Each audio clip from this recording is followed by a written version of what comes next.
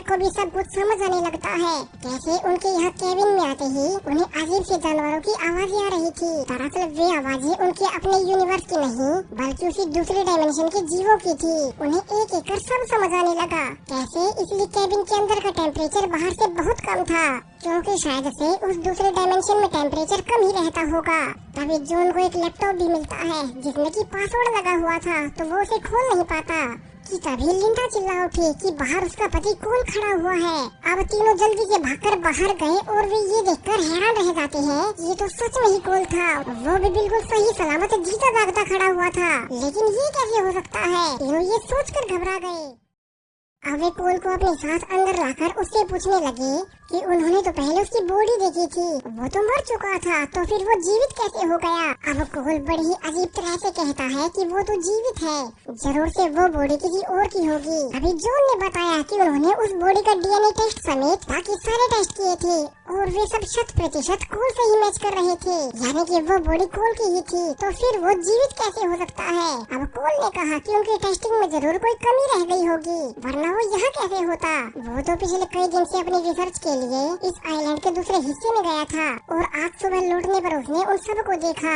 अब जॉन के उसकी मशीन के बारे में पूछने पर कोल ने बहाना बना दिया कि वो अभी उन्हें अपनी मशीन की डिटेल्स नहीं दे सकता।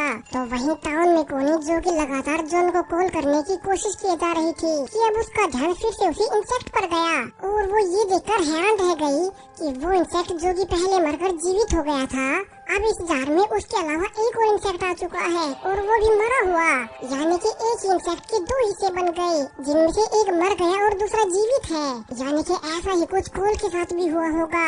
जो जीवित कोल अभी केबिन में सबके सामने है, उसी का एक और वर्जन मरा हुआ उनके टाउन में आ गया, यानी कि वे दोनों भी सेम एक ही कोल होंगे, बिल्कुल इसी इंसेक्ट की तरह।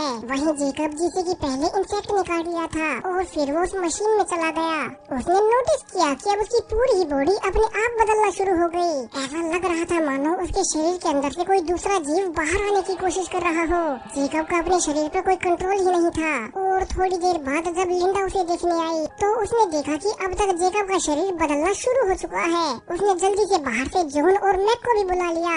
तीनों जेकब की बिगड़ती हालत को देख परेशान हो गए कि उसके साथ ये क्या हो रहा है। अब मैक ने कहा कि इस जगह में जरूर से कुछ गड़बड़ है, तो उन सभी को कोल के साथ अभी इस आइलैंड से निकल जाना चाहिए। फिर वे टाउन में जाकर जेकब का इलाज करवाएंगे, साथ में वे कोल पर टेस्टिंग कर पाएंगे कि अगर असली कोल जिंदा है तो उन्हें बॉडी किसकी मिली थी। लेकिन अब बाहर आने पर उन्हें पता चला कि जिस बोट से वे इस आइलैंड पर आए थे, अब वो बोट ही मिसिंग है, तो वे यहाँ से नहीं निकल सकते, यानी कि वे यहाँ पर फंस गए। वे निकलेंगे कैसे? जॉन का यहाँ से सीधा